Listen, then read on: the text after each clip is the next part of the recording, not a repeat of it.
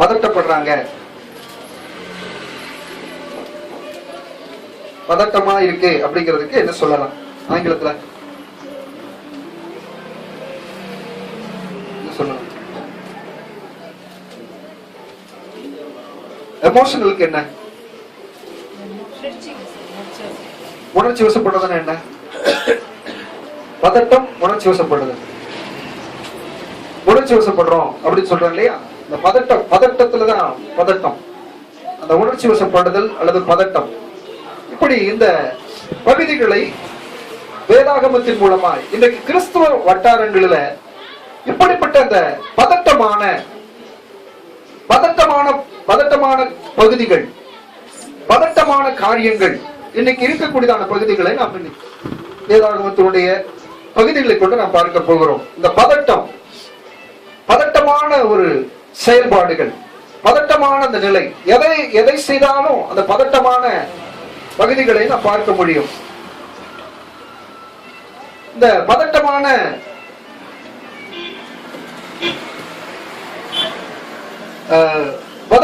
அந்த பகுதி, பதட்டமான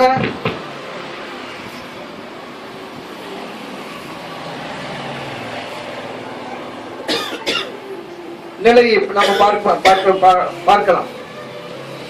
ஏதாவது ஒரு காரியம் செய்யற பொழுது அதுல பதட்டம், ஏதாவது ஒரு காரியங்கள் எடுப்போம்னா பதட்டமாய் செய்யக்கூடியதான ஒரு பகுதிகள். சில பேர் வண்டி ஓட்டுற போது பார்த்திருக்கேன் நான்.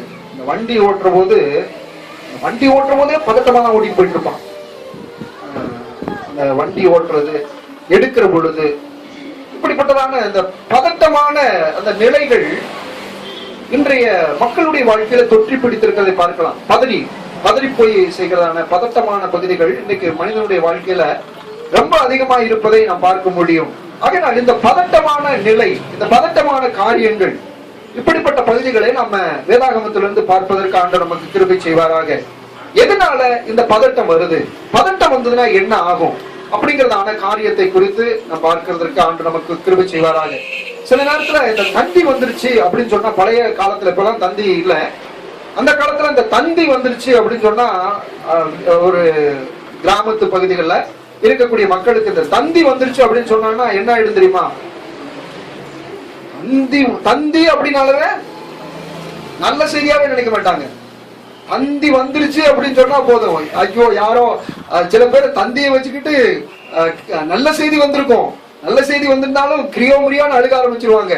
ஐயோ என்னமோ தந்தி வந்திருக்குது, என்னமோ ஆயிடுச்சு அப்படின்னு சொல்லிட்டு ஓன்னு அழுக ஆரம்பிச்சிருவாங்க. இப்படி எல்லாம் இருக்கக்கூடியதான காலகட்டங்கள் இருந்த காலகட்டங்கள் இன்னைக்கும் அந்த மாதிரியான சில பகுதிகளை நான் பார்க்க முடிகிறது. இன்னும் சில கிறிஸ்துவ வட்டாரங்களை பார்த்தோம்னா இந்த மாதிரியான மக்கள் மத்தியிலும் இந்த மாதிரியான பகுதிகளை நாம் பார்க்கலாம். போன வாரத்துல வெள்ளிக்கிழமையில நான் ஒரு அங்க பிரேயர் சென்டர்ல நடக்கிறதான அந்த இடத்துக்கு போயிருந்தேன். அங்க பிரேயர் சென்டர்ல முடித்ததுக்கு அப்புறம் நாங்க 2 பேரும் பேசிட்டு, நானும் பதிலும் பேசிட்டு இருந்தோம். அப்போ ஒரு சகோதரன் அவரை பார்க்க வந்தார். அப்ப அவர் சொன்னாரு, அந்த பார்க்க வந்த சகோதரி குறித்து எங்கிட்ட சொன்னாரு, நல்ல வாட்ட சட்டமா இருக்கிறாரு பையன், நல்ல திடகாத்திரமான பையன். ஆனா அவர் சொன்னதான காரியங்கள் என்னமோ தெரியல, எனக்கு பயமா இருக்குது, என்னமோ தெரியல, எனக்கு பயமாவே இருந்துகிட்டு இருக்குது, என்னமோ நான் தற்கொலை பண்ணிக்க, நீ செத்து போயிரு அப்படின்னு சொல்லிட்டு என்னமோ என்கிட்ட சொல்லிக்கிட்டே இருக்குது, நீ செத்து போயிரு, நீ வாழாத, மரிச்சு போயிடு அப்படின்னு சொல்லிக்கிட்டே இருக்குது அப்படிங்கிறதுனால ஒரு காரியத்தை குறித்து சொல்றாரு. என்னன்னு தெரியல பாஸ்டர் அப்படின்னு. அப்புறம் இன்னொரு பையனை குறித்து கேள்விப்பட்டால், அவன் டியூஷன் சென்டர்ல இருக்கக்கூடியதான பையன், அவனும் அதே மாதிரியான காரியங்களை குறித்து அவன் மாதிரி சொல்லியிருக்கான். நைட் எல்லாம் என்னால தூங்க முடியல, ஏதோ ஒரு காரியங்களை டிஸ்டர்ப் பண்ணிட்டே இருக்குது அப்படிங்கிறதான அந்த காரியங்களை குறித்து சொல்றாங்க. இப்படி இந்த வாலிப நாட்களில, இந்த காலங்களில மக்களுடைய பகுதிகளை பார்க்கிற பொழுது பல விதத்துல மக்கள் இப்படிப்பட்டதான காரியங்களை பீடிக்கப்பட்டிருக்கிறார்கள். அந்த நிலைகள், பதற்றப்படுகிறது, பதறி போகிறதான காரியங்கள், இப்படிப்பட்ட காரியங்கள் இன்றைக்கு இருப்பதை நாம் பார்க்க முடிகிறது. அதனால் வேதாகமத்திலும் இதை குறித்து நம்ம ஒரு சில சம்பவங்களை நாம் பார்க்க போகிறோம். இந்த பதட்டமான சில பகுதிகள் ஏன் வந்தது, இந்த பதட்டமான காரியங்கள் எதனால் வந்தது அப்படிங்கிறது குறித்து நம்ம வேதாகமத்தினுடைய துணையோடு கூட நம்ம பார்க்க போகிறோம். என்னோடு கூட சேர்ந்து நீங்கள் ஆதியாகமத்தினுடைய புத்தகத்தை திருப்பிக் கொள்ளுங்கள். அங்கே சொல்லப்பட்டதான அதிகாரம் நமக்கு தெரிந்த ஒரு பகுதியாக இருந்தாலும் அந்த பகுதியில் இருக்கக்கூடிய சம்பவங்களை நான் உங்களுக்கு காண்பிக்க ஆசைப்படுகிறேன். அங்க 3ஆம் அதிகாரத்துல 9ஆம் வசனத்தையும் 8ஆம் வசனத்தையும் 9ஆம் வசனத்தையும் நம்ம வாசிக்கலாம். பகலில் குளிர்ச்சியான வேளையிலே தோட்டத்தில் உலாவுகிற தேவனாகிய கர்த்தருடைய சத்தத்தை 12ஆம் வசனம் வரைக்கும் நாம் தொடர்ச்சியாக வாசிக்கிற பொழுது இங்க எப்படி சொல்லப்பட்டிருக்கிறதை பார்க்கலாம். பகலில் குளிர்ச்சியான வேளையில் தோட்டத்தில் உலாவுகிற தேவனாகிய கர்த்தருடைய சத்தத்தை அவர்கள் கேட்டார்கள். அப்பொழுது ஆதாமும் அவன் மனைவியும் தேவனாகிய கர்த்தருடைய சன்னதிக்கு விலகி தோட்டத்தின் விருட்சங்களுக்குள்ளே ஒளிந்து கொண்டார்கள். அப்பொழுது தேவனாகிய கர்த்தர் ஆதாமை கூப்பிட்டு, நீ எங்கே இருக்கிறாய் என்றார். அதற்கு அவன், நான் தேவனீருடைய சத்தத்தை தோட்டத்திலே கேட்டு நான் நிர்வாணியா இருப்பதினால் பயந்து ஒளிந்து கொண்டேன் என்றான். அப்பொழுது அவன், நீ நிர்வாணி என்று உனக்கு அறிவித்தவன் யார்? புசிக்க வேண்டாம் என்று நான் உனக்கு விலக்கின விருட்சத்தின் கனியை புசித்தாயோ என்றார். அதற்கு ஆதாம், என்னுடனே இருக்கும்படி தேவரீர் தந்த ஸ்திரீயானவள் அவ்விருட்சத்தின் கனியை எனக்கு கொடுத்தால் நான் புசித்தேன் என்றான். இங்க ஆண்டவர் ஆதாம் ஏவாளை உருவாக்கி தோட்டத்துல நல்ல விருட்சமா நல்ல அங்க இருக்கக்கூடியதான அழகான சொல்ல போன்னு சொன்னா ஒரு நல்ல ஒரு அழகான ஒரு தோட்டத்துக்குள்ளாக ஆண்டவர் அவர்களை வைத்திருந்தார். அந்த தோட்டத்துக்குள்ளாக அவர்கள் வைத்திருந்த போது ஆண்டவர் சொன்னதான காரியங்கள் நமக்கு தெரியும். இதை நீ புசிக்காதே அப்படின்னு சொன்ன போது அவங்க புசிட்டாங்க. இப்போ இந்த புசித்ததற்கு அப்புறம் அங்கே என்ன நடக்கிறது என்றால் ஆண்டவர் வருகிறார். ஆண்டவர் அந்த குளிர்ச்சியான வேளையில வருகிறார். பகலின் குளிர்ச்சியான வேளையில ஆண்டவர் வருகிறார். வந்து ஆதாமை கூப்பிடுகிறார். ஆதாமே என்று கூப்பிடுகிறார். ஆதாமை என்று கூப்பிடுகிற பொழுது ஆதாம் என்ன சொல்லியிருக்கணும்? பதிலு, ஆண்டவரே நான் இருக்கிறேன் அப்படின்னு சொல்லியிருக்கணும். அதான் பதில் சொல்லியிருக்கணும். எங்க ஆதாமே இருக்கிறாய் அப்படின்னு சொல்லி கேட்ட போது என்ன சொல்லியிருக்கணும்? பதில் அதான் சொல்லியிருக்கணும்.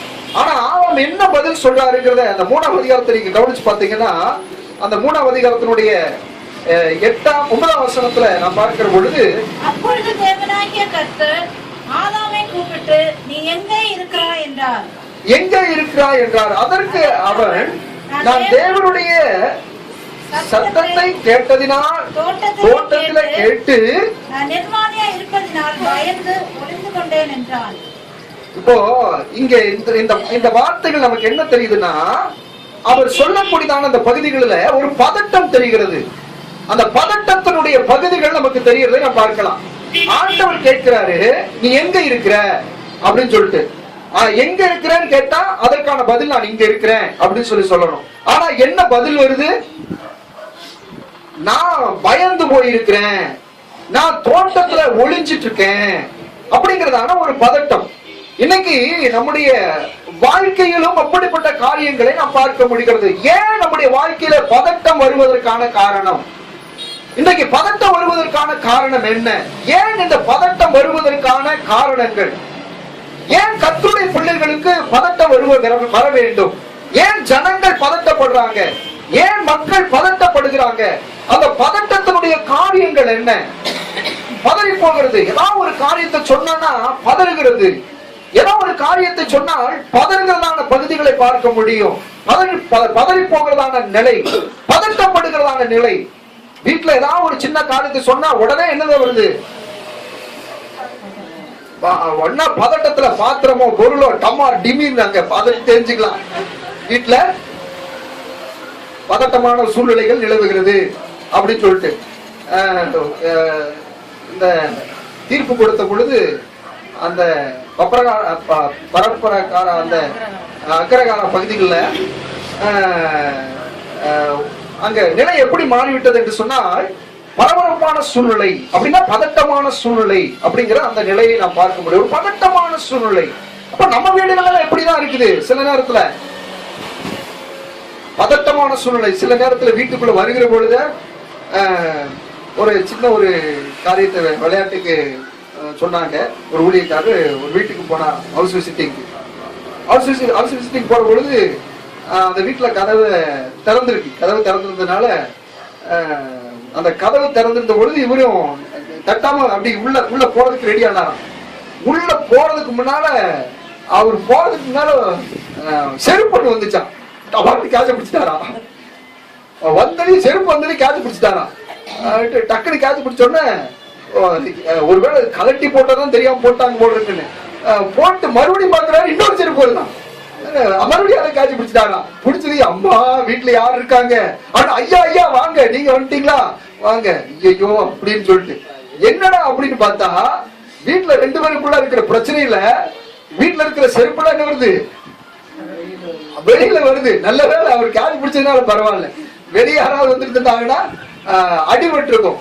ஆக இப்படிப்பட்டதான வீட்டுல பாத்தீங்கன்னா சில நேரத்துல பதட்டமான நிலைகளை நாம் பார்க்க முடிகிறது. ஏன் இந்த பதட்டம் வருவதற்கான காரணங்கள், இன்னைக்கு குடும்பத்துல பதட்டம் வருவதற்கான மக்களுடைய நிலைமைகள் எல்லாமே எப்படி இருக்குன்னா பதட்டமான ஒரு நிலை. எதை செய்தாலும் ஒரு பதட்டமான ஒரு நிலைக்குள்ளதான் செஞ்சுட்டு இருக்காங்க. எதை எடுத்தாலும் பதட்டமான. ஏன் இந்த பதட்டம் வருவதற்கான காரணம் என்று சொல்லி பார்ப்போம் என்றால், இந்த பதட்டமும் பயமும் வருவதற்கான காரணங்கள் என்ன என்று முதல்ல பார்ப்போம் என்றால், இந்த பதட்டம் பயம் ஏன் வர வேண்டும் என்று சொன்னால், முதலாவதாக இந்த பதட்டம் வருவதற்கான காரணங்கள் என்னவென்றால், தவறு செய்கிற பொழுது மனிதனுடைய தவறு செய்ய ஆரம்பிக்கிற பொழுது இந்த பதட்டமான நிலை முதலாவதாக உருவாகிறது. சரியானதை செஞ்சா பதட்டம் வராது. ஒரு மனிதனுடைய வாழ்க்கையில் நம்ம சரியானதை செய்வோம்னு சொன்னா பதட்டம் வராது. ஆனா தவறானதை செஞ்சுட்டா என்ன வரும், தவறானதை செஞ்சா கண்டிப்பா என்ன வரும், பதட்டம் வரும். ஒரு உதாரணத்திற்கு நம்ம சொல்லுவோம், உதாரணத்துக்கு பார்க்கலாம். வீட்டுல ஒரு பொருளை கையில கொடுத்துட்டு இத பத்திரமா வச்சுக்கணும், இத கவனமா வச்சுக்கணும், இத கவனமா வச்சுக்கணும், பத்திரமா வச்சுக்கணும் அப்படின்னு சொல்லி இந்த பொருளை உங்க கையில கொடுத்துட்டு போறாங்கன்னு வச்சுக்கோங்க. கண்டிப்பா அந்த பொருள் பத்திரமா கவனமா வச்சிருப்போம்னு நினைக்கிறீங்களா? இத கழட்டாத, இத திறக்காத, இத பத்திரமா வச்சுக்க அப்படின்னு சொல்லி நம்ம போறோம். ஒண்ணு வேண்டாம், இந்த பைபிளை நான் அவங்க கையில கொடுத்துட்டு போறேன்னு வச்சுக்கோங்க. நான் பைபிள் கொடுத்துட்டு போறேன், திறந்து பார்க்க கூடாது, நீ அப்படியே இருக்கட்டும், நீ வந்து அப்படின்னு சொல்லி நான் அவங்க கையில கொடுத்துட்டு போறேன். என்ன பண்ணுவீங்க? என்ன பண்ணுவோம்? கண்டிப்பா என்ன பண்ணுவோம், உள்ள என்ன இருக்குதுன்னு கண்டிப்பா பார்ப்போம். என்ன இருக்குதுங்கிற பார்க்கிற நேரத்துல நான் வந்துட்டேன்னு வச்சுக்கீங்களேன், எப்படி இருக்கும்? நீங்க திறந்துட்டீங்க, எப்படி இருக்கு? நான் வந்துட்டேன், எப்படி இருக்கும்? என்ன பண்ணுவீங்க? பாத்துக்க, அப்படி மூடி வச்சிருவோமா? நான் தான் பாத்துட்டேன். என்ன பண்ணுவேன்னா, நானு சும்மா எடுத்தேன், என்ன இருக்குன்னு பார்த்தேன், தொடச்சேன், தட்டுனேன், நீவுன உள்ள தண்ணி மூந்துருச்சு, இல்ல என்னென்னமோ பேச ஆரம்பிச்சிருவோம், உளர ஆரம்பிச்சிருவோம். உண்மைதானே? அப்படி கேட்ட பரவாயில்ல, அப்படி கேட்ட பரவாயில்ல. இன்னைக்கு குடும்பங்கள்ல இது நடக்குதா அப்படின்னு கேட்டா கண்டிப்பா யாரும் எக்ஸ்கியூஸே கேட்கறது கிடையாது. தப்பு செஞ்சவங்க யாரும் எக்ஸ்கியூஸ் கேட்டதா எனக்கு தெரிஞ்ச வரைக்கும் இல்லவே இல்லை. சாரி ஒரே வார்த்தை முடிச்சு போச்சு. ஆனா சாரி கேட்கறதுக்கு செத்து போயிருவான் பாருங்க, ஆனா சாரி கேட்க மாட்டான். சாரி கேட்க மாட்டாங்க. பொம்பளையா இருக்கட்டும் ஆம்பளையா இருக்கட்டும், தான் செய்யறது தவறுன்னு தெரியும், தான் செய்யறது குற்றம் நல்லா தெரியும், தான் பண்ணது இதனால இந்த தப்பு தான் தெரியும், ஆனா என்ன பண்ண மாட்டாங்க. உயிரே போனாலும் பரவாயில்ல, சாரி மட்டும் என்ன பண்ண மாட்டாங்க. ஆமா, எனக்கு சுடிதார் தான் வேணும், சாரி எல்லாம் வேண்டாம், எனக்கு சுடிதார் தான் வேணும் அப்படிங்கிற மாதிரி. அதனால எங்க போய்கிட்டு இருக்குது அப்படின்னா, பதட்டமான அந்த நிலையில அந்த பதட்டம் அடுத்தது என்ன செய்யுதுன்னா பயத்தை ஏற்படுத்துது. இந்த பதட்டம் பயத்தை கொண்டு வரக்கூடியதா இருக்கிறது. அப்போ அந்த பயம் என்ன செய்கிறதுன்னா தாறுமாறா பேச வைக்கும், சரியான பதிலை சொல்லாது, சரியான ஆன்சர் பண்ணாது. ஒரு காரியத்தை நம்ம கேட்டோம்னா சரியான பதில் சொல்லாது, அதுக்கு சுத்தி பதில் சொல்லும். நம்ம கேட்டது ஒரு கேள்வியா இருக்கும், பதில் சொல்றது சுத்தி பதில் சொல்லும். அது அப்படி இல்ல, அது அப்படி வந்துச்சு, அப்படி இருந்தது, இப்படி போச்சு, அப்படி என்னமோ தெரியல, நீங்க தானே பண்ணீங்க. கடைசியில பார்த்தா பழியெல்லாம் எங்க வந்து நிக்குன்னா நீங்க தானே அப்படி பண்ணீங்க. ஏன் என்ன திறக்க வேண்டாம்னு சொல்லிட்டு போனா திறந்திருக்குது, மூளையில கசங்கி இருக்கு, பேப்பர் கிழிஞ்சிருக்குது. நான் உங்கள்கிட்ட கொடுக்கிற போது சொன்ன நீ திறக்காத, நீ கிழிச்சிடாத, மடக்கிறாத நான் சொல்லிட்டு தானே போனேன், நீ கிழிச்சிட்டியா, இது இப்படி மடங்கி இருக்குதே, கிழிச்சிருக்குத, எனக்கு தெரியவே தெரியாது. நான் என்ன பண்ணல, நான் பார்க்கவே இல்லை. நீங்க தான் வாங்கிட்டு வந்தீங்க. அப்படி நீங்க கடைக்காரன் போய் கேளுங்க. கடைசியில எனக்கு நிச்சயமா தெரியாது. நானெல்லாம் என்ன பண்ணல. அப்படியெல்லாம் நான் யாரு தெரியுமா அப்படின்னா என்ன அர்த்தம்? அப்படின்னு வளர்ந்ததுன்னு சொன்னா நல்லா கவனிச்சுக்குங்க. நம்ம கிட்ட தவறு இருக்குது. அதனாலதான் தாறுமாறா பேசுறோம். அதனாலதான் நம்ம பயந்து போய் பேசுறோம் அப்படிங்கிறத நம்ம புரிஞ்சுக்கணும். அப்போ அந்த தவறு, அந்த பதட்டமான நிலைக்குள்ளாக வருவதற்கு முதல் காரணம் தவறு. நம்முடைய தவறுகள் தான் நம்மை பதட்டப்பட வைக்கிறது. நம்ம செய்யக்கூடியதான தவறுகள் தான் நம்மை பதட்டப்பட வைக்கிறது. ஒரு உதாரணத்திற்கு இன்னும் சில பகுதிகளை நான் சொல்ல முடியும். சில பகுதிகளை நான் பார்த்திருக்கிறேன். இந்த நோய்வாய்ப்பட்டவர்கள், நோய்வாய்ப்பட்டிருக்கக்கூடியதான மக்களை பார்த்து பேசுகிற பொழுது, ஜெபிக்கிற பொழுது அவர்கிட்ட சில காரியங்களை கேட்போம். அப்படி கேட்கிற போது அவங்க சொல்லுவாங்க, அவங்க சொல்லக்கூடியதான பதிலை பார்த்தோம் என்று சொன்னால், நீ இதை பண்ணினியா அப்பா அப்படின்னு கேட்டனா, இது குடிச்சுக்கிட்டு இருந்தியா, நீ குடிச்சியா, உன்னுடைய வாழ்க்கையில குடிப்பழக்கம் இருந்ததா, அல்லது நான் மட்டும் இல்ல எங்க போனாலும் குடிப்பழக்கம் இருந்ததா, அல்லது பீடி சிகரெட் குடிச்சிட்டு இருந்தியா அப்படின்னு சொல்லி கேட்டானா, இல்ல வேற ஏதாவது பண்ணிட்டு இருந்தியா அப்படின்னு கேட்டா அவங்க சொல்லுவாங்க, நான் அப்படியே என்ன சொல்லுவாங்கன்னா, அப்படியெல்லாம் இல்லைங்க, அப்படியெல்லாம் இல்லைங்க, நான் அப்படிங்கிற மாதிரி தெரிஞ்சுக்கணும். அப்படிலாம் இல்லைங்க, நான் அப்படியெல்லாம் இல்லவே இல்லை, நான் என்னமோ தெரியல, எனக்கு என்னமோ வந்துருச்சு, இந்த பலவீனம் வந்துருச்சு, எனக்கு இந்த வியாதி வந்துருச்சு, இந்த நோய் வந்துருச்சு, இந்த பலவீனத்துக்குரிய காரணங்கள் வந்துருச்சு. என்ன காரணம் அப்படின்னா, இந்த வியாதி வந்ததுக்கு அப்புறமா பலவீனத்துக்கு ஆனதுக்கு அப்புறம் தான் அவங்க என்ன பண்ண மாட்டாங்க, குடிக்காம இருப்பாங்க. இல்லன்னா டாக்டர் கிட்ட போற பொழுதோ இல்ல அங்க மருத்துவமனைக்கு வந்திருக்கிற பொழுதுதான் குடிக்காம. குடிப்பியாப்பா அப்படின்னா குடிக்கலாம் மாட்டேன் நானு, ஏன்னா டாக்டர் கிட்ட வந்திருக்கிறேன் அதனால என்ன இல்ல குடிக்கல. இதுக்கு முதல்ல அது கொஞ்சம் எப்போதாவது அப்படின்னு சொல்லிட்டு, இப்போ அங்கே நடக்கக்கூடியதான காரியங்கள் தவறுகளின் நிமித்தமாக, தவறுகளின் மூலமாக அங்கே வரக்கூடியதான தண்டனை அல்லது அந்த தண்டனை நிமித்தமாக வரக்கூடியதான அந்த பதட்டம், பயம், இப்படிப்பட்ட காரியங்கள் கவ்விக்கொள்ளுகிறது. சில காரியங்களை நான் சில வசனங்களை சொல்லுகிற பொழுது சில பேரு இந்த வசனத்தினுடைய பகுதிகள் இப்படி இருக்கு அப்படின்னு சொன்னா உடனே அவங்க பதட்டப்படுறதை பார்த்திருக்கேன். என்ன பாஸ்டர் நீங்க இப்படி சொல்லிட்டீங்க அப்படின்னு சொல்லிட்டு, வசனத்துல இருக்கிறதான சொன்னோம் அப்படின்னா என்ன அர்த்தம்னா, அந்த வசனம் அவர்கள் என்ன பண்ணுது, வசனம் அவர்களை போய் தொடுது அல்லது வசனம் அவர்களை போய் கிண்டி கலருது. ஆனா அந்த வசனம் சொன்னதுனால அது வரைக்கும் பிரச்சனை இருக்காது. அந்த வசனம் சொன்னது நிமித்தமாகத்தான் அவர்களுக்குள்ளாக அந்த மாற்றம் அல்லது பதட்டம் அல்லது தடுமாற்றம் இப்படிப்பட்ட காரியங்கள் வருகிறது. அதுக்கான காரணம் முதல் தவறு. நாம் செய்யக்கூடியதான தவறுகளின் நிமித்தமாக நம்முடைய வாழ்க்கையில பதட்டம் ஏற்படுகிறது. இந்த பதட்டம் நம்மை கவி பிடிக்கிறது. அது எந்த விதத்திலேயா இருந்தாலும் சரி, நாம் செய்யக்கூடியதான தவறுகள் நம்மை பதட்டப்பட வைக்கிறது. நாம் செய்யக்கூடியதான தவறுகள் நம்மை தடுமாற பண்ணுகிறது. நாம் செய்யக்கூடியதான தவறுகள், நம்முடைய தவறுகளின் நிமித்தமாக நாம் என்ன செய்கிறோம் சொன்னா பதட்டப்படுகிறவர்களாய் மாறிவிடுகிறோம். இப்படிப்பட்ட பதட்டமான நிலை நம்முடைய வாழ்க்கையில ஏற்படாமல் இருக்க வேண்டும் என்றால், ஒன்று இதை பின்னால நம்ம பார்க்கலாம் எப்படி இருக்க வேண்டும் என்று சொல்லி. இரண்டாவதாக பதட்டமான காரியங்களை குறித்து இன்னும் சில பகுதிகளை வேதாகமத்தில் பார்க்கலாம். இன்னும் சில மனிதர்கள் இப்படிப்பட்ட அந்த பதட்டமான நிலைக்குள்ளாக தள்ளப்படுகிறதை பார்க்கலாம். இரண்டாவதாக 4ஆம் அதிகாரத்தை நாம் திருப்பிக் கொள்வோம். 4ஆம் அதிகாரத்துல அதே ஆதியாகமம் புத்தகம் 4ஆம் அதிகாரம் 9ஆம் வசனத்தை நாம் வாசிக்கிற பொழுது, கர்த்தர் காயீனை நோக்கி உன் சகோதரனாகிய ஆபேல் எங்கே என்று கேட்டார். அதற்கு அவன் நான் அறியேன், என் சகோதரனுக்கு நான் காவலாளியோ என்றான். நான் என் சகோதரனுக்கு என்ன காவலாளியோ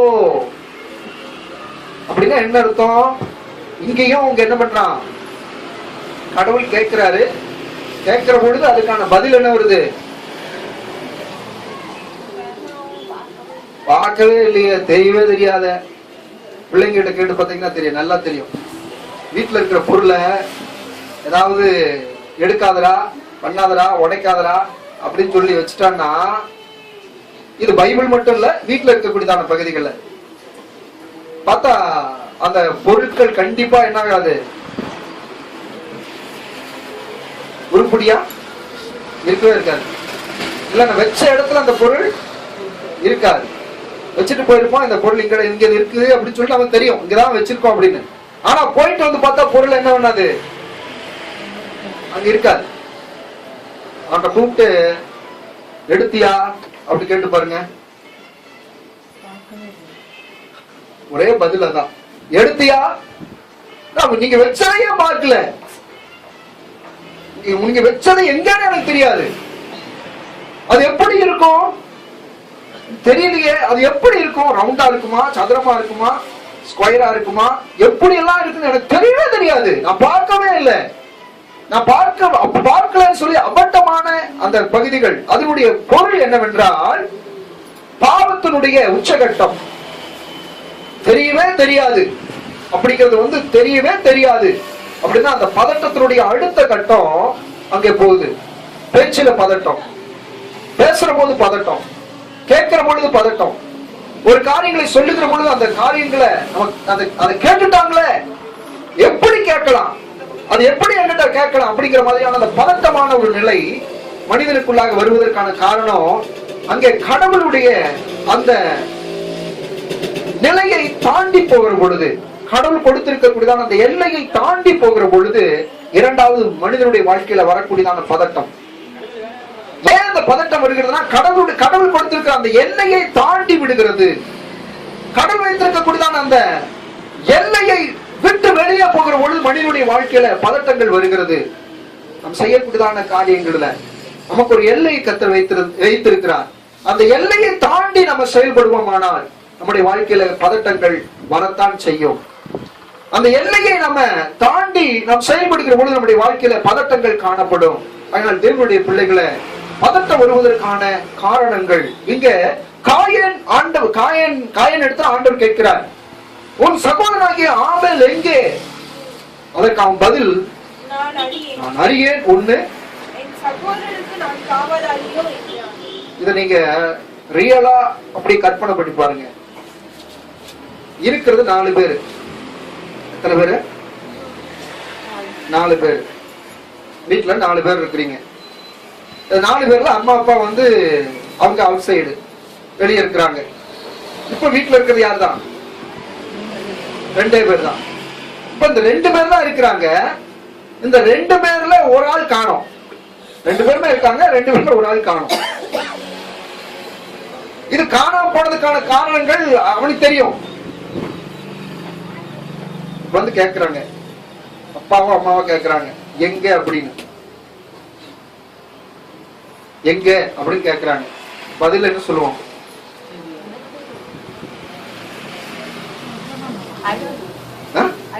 I don't know. எனக்கு தெரியவே தெரியாது. ஏன் 2 பேர் தான் இருந்தீங்க, தெரியாத? ஏன் எங்க போயிட்டான் தெரியாத? தெரியாதே அப்படிங்கறது தான் வாழ்க்கையில பெரிய பிரச்சனையை ஏற்படுத்துறது. எல்லாமே தெரிஞ்சு வச்சுக்கிட்டு தெரியாது அப்படிங்கிற ஒரு கூட்டம் இருக்கு. என்னப்பா தெரியாது, எனக்கு தெரியவே தெரியாது.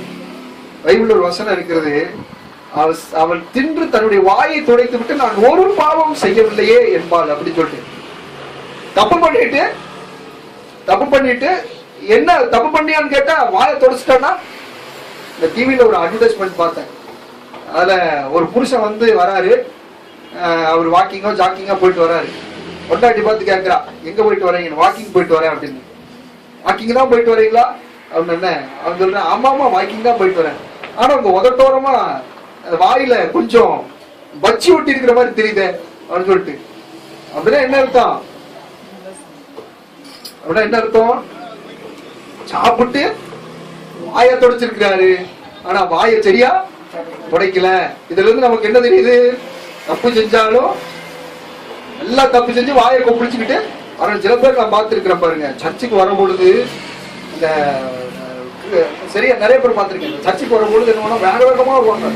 வரும்பொழுது கையில ஒரு பீடியா கொல்லிக்கட்டை இருக்கும், சிகரெட்டோ பீடியோ என்னமோ இருக்கும். உப்பு 2 இழு.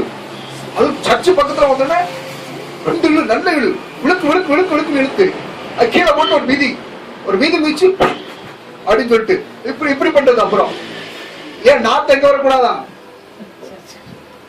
கத்தர் பக்கத்துல போயிடக்கூடாதான். அப்புறம் முடிஞ்சுன்னா இப்படி ஆத்திட்டு வாயில 2 ஆத்து ஆத்திட்டு அப்புறம் போறது உள்ள. இன்னும் சில பேர் இருக்காங்க, என்னன்னா குடிச்சுக்கிட்டு வீட்டுக்கு வந்தா தெரியக்கூடாதுங்கிறதுக்காக நம்மளுக்கு கையாளக்கூடியதான விதங்கள். இந்த சின்ன பசங்க பெரியவங்க அவங்களுடைய நிலையில பாத்தீங்கன்னா அவங்க தெரியக்கூடாது அப்படிங்கிறதுக்காக பீடி சிகரெட் அதை குடிச்சிட்டு வந்தா அந்த ஸ்மெல் வந்துருமா, உடனே சொல்லிட்டோம்.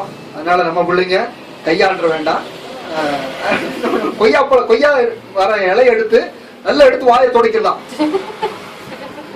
அப்போ என்ன வாசனை வரும்? கொய்யா வாசனை வரும். ஆனா பண்ணுனது பொய்யா பண்ணிட்டு வாயை துடைக்கிறதெல்லாம் கொய்யாவா துடைக்கிறது, கொய்யா இலையில துடைக்கிறது. வாயிலெல்லாம் வாயில பேசுறதுக்கு பொய்யா இலையை வச்சு துடைக்கிறது. வாசனை வந்துடக்கூடாதான். தவறு செய்யறதான காரியங்களை மறைக்கக்கூடியதான பகுதிகளில், அதை மூடி மறைக்கக்கூடியதான பகுதிகளில் ஏற்படக்கூடியதான பதட்டம். இந்த பதட்டத்திற்குரிய காரியங்கள் என்னன்னா மூடி மறைக்கிறது. தெரியாது, எனக்கு தெரியாது. சில தவறுகள் செஞ்சுட்டாங்கன்னா ஐயோ தெரிஞ்சிடவே கூடாது, தெரியக்கூடாது அப்படின்னு சொல்லிட்டு. ஆனா யாருக்கு தெரியுது? யாருக்கு தெரியும்? கர்த்தருக்கு தெரியும். மனுஷனுக்கு தெரியாது, ஆனால் கர்த்தருக்கு தெரியும். தெரியவே கூடாது, சொல்லிடவே கூடாது. பாத்துக்க, சொல்லாம இருந்தீங்கன்னா பாத்துக்க, அப்புறம் சொன்னா பாத்துக்க. அப்புறம் இதுல 2 ஒரு பகுதி இருக்கு. சொல்லாம இரு பாத்துக்க, சொல்லிட்டேன்னா பாத்துக்க. அப்படி இந்த 2 அது என்னன்னு எனக்கு புரியல. சொல்லாத பாத்துக்க, சொல்லிட்டேன்னா பாத்துக்க. அப்படின்னா இவங்களையும் அந்த தவறுக்குள்ளான காரியங்களை இழுக்கக்கூடியதான பகுதிகள். ஆனால் தேவனுடைய பிள்ளைகளை, அடுத்த ஒரு பகுதி, தவறை நாம் மறைக்கிற பொழுது பதட்டத்தை நாம் அதிகரிக்கிறோம். நம்முடைய பேச்சுல பதட்டங்கள் காணப்பட்டுரும், நம்முடைய செயல்பாடுகளில பதட்டங்கள் காணப்பட்டு விடும். அதனால் இந்த பதட்டத்தினுடைய பகுதிகள் நம்முடைய வாழ்க்கையில வருவதற்கான காரணங்கள், ஏன் பதட்டப்படுறோம் அப்படிங்கிறதுக்கான காரணங்களை நாம் பார்த்து கொண்டிருக்கிறோம். அடுத்ததாக நாம் இன்னும் சில காரியங்களை பார்க்கலாம். இன்னும் சில காரியங்கள் ஆதியாகமத்தினுடைய புத்தகத்தை நாம் திருப்பிக் கொள்கிற பொழுது 11ஆம் அதிகாரத்தை நாம் திருப்பிக் கொள்வோம் என்றால் அங்கேயும் ஒரு சில பகுதிகளை பார்க்கலாம். 11ஆம் அதிகாரத்துல 1ஆம் வசனத்திலிருந்து 6ஆம் வசனம் வரைக்கும் நாம் வாசிப்போம்னா, பூமி எங்கும் ஒரே பாஷையும் ஒரே விதமான பேச்சும் இருந்தது. அப்படின்னா அந்த காலத்துல எப்படி இருந்துச்சா? ஒன் லாங்குவேஜ் அங்க சொல்லப்பட்டிருக்கிறது. One language, one speech. Language speech எப்படிதான் இருந்துச்சான்? ஒரே மாதிரிதான் இருந்துச்சான். அந்த ஒரே பாஷை தான் இருந்துச்சு. இன்னைக்கு இருக்கிற மாதிரி பல பாஷைகள்லாம் கிடையாது. ஹிந்தி, இங்கிலீஷ், கன்னடா, உருது, லொட்டு லோசுக்கு. இதனாலேயே இன்னைக்கு சண்டை வந்திருக்கு. சண்டை வர்றது பாத்தீங்கன்னா மொழினால பல இடத்துல சண்டை வந்துகிட்டு இருக்குது. அதனால இங்க எப்படி இருந்ததுன்னா ஒரே பாஷையும் ஒரே விதமான பேச்சுமா இருந்தது. எல்லாம் ஒரே பேச்சு. இன்னைக்கு தமிழ் பேசுறத பாத்தீங்கன்னா நம்ம கொங்கு தமிழ்ல ஒரு மாதிரி இருக்கும், சென்னை தமிழ்ல ஒரு மாதிரி இருக்கும். சென்னையில இன்னும் கொஞ்சம் இன்டீரியலா போனா அங்க என்ன அந்த வார்த்தைகளை என்ன பேசுறாங்கன்னு நமக்கு புரிஞ்சுக்கவே முடியாது. மூஞ்சில பீச்சாங்கையை வச்சு மஞ்சா சோத்து எடுத்துருவேன், பேமாதி, கசுமாலம், இப்படி அந்த வார்த்தைகளை பாத்தீங்கன்னா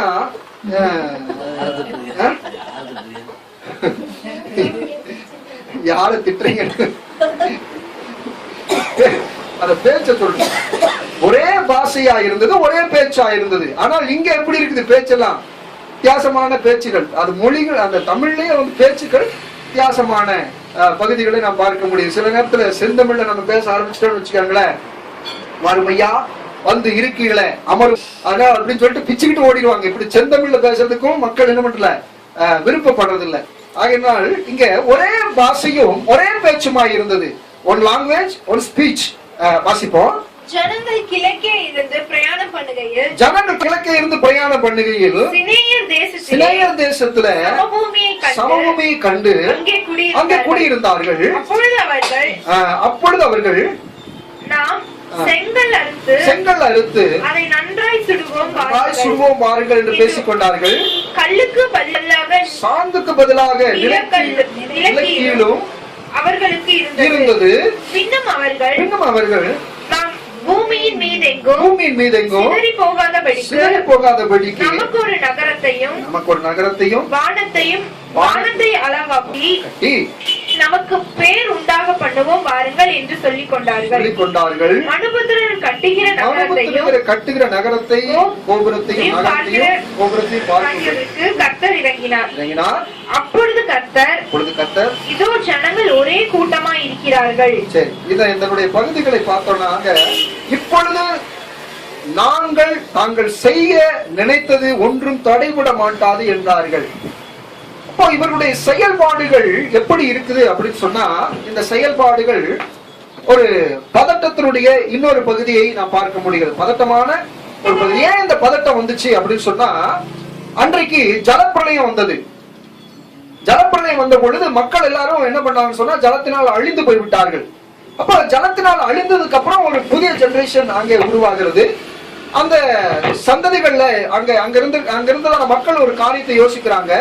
இப்ப நம்ம இந்த ஜலப்பிரளயம் மறுபடியும் ஜலப்பிரளயம் வந்துச்சுன்னா நம்ம என்ன பண்ணணும்? பாதுகாப்பா இருக்கணும். அதுக்காக நம்ம என்ன செய்யணும் சொன்னா, ஒரு இடத்தை நம்ம தேர்ந்தெடுவோம், ஒரு இடத்தை நம்ம கட்டுவோம் அப்படின்னு சொல்லி, ஒரு இடத்த பெரிய ஒரு பில்டிங்கா நம்ம பண்ணலாம் அப்படின்னு சொல்லி கட்டுறதுக்கான முயற்சிகள் எடுக்கிறாங்க. அப்படி இந்த காரியங்கள் ஏன் எடுக்கிறாங்க அப்படின்னு சொன்னா, மறுபடியும் ஏதாவது வந்துருச்சுன்னா, மறுபடியும் ஏதாவது ஆயிடுச்சுன்னா, மறுபடியும் ஏதாவது காணப்பட்டுச்சுன்னா, அப்படி அந்த மறுபடியும் என்கிறதான அந்த பதட்டம், இந்த மறுபடியும் அப்படிங்கிற அந்த நிலைக்குள்ளாக காணப்படுகிறது. இந்த பதட்டம் என்ன செய்யுதுன்னா, கடவுளை விட்டு கடவுளுடைய அந்த பாதுகாப்பை விட்டு தன்னுடைய சுய பாதுகாப்புக்காக போறது. சுய பாதுகாப்புக்காக போறது. இன்னைக்கு நிறைய பகுதிகள் இன்னைக்கு கிறிஸ்தவ மக்களும் கூட செய்யறத பார்க்கலாம். சில பேர் பார்த்தோம்னா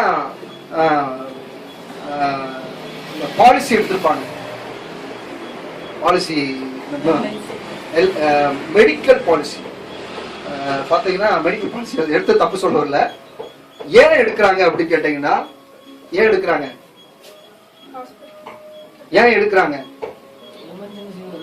ஏதாவது வந்துட்டுனா, ஏதாவது ஆயிடுச்சுன்னா அப்படின்னா இதனுடைய பொருள் என்ன?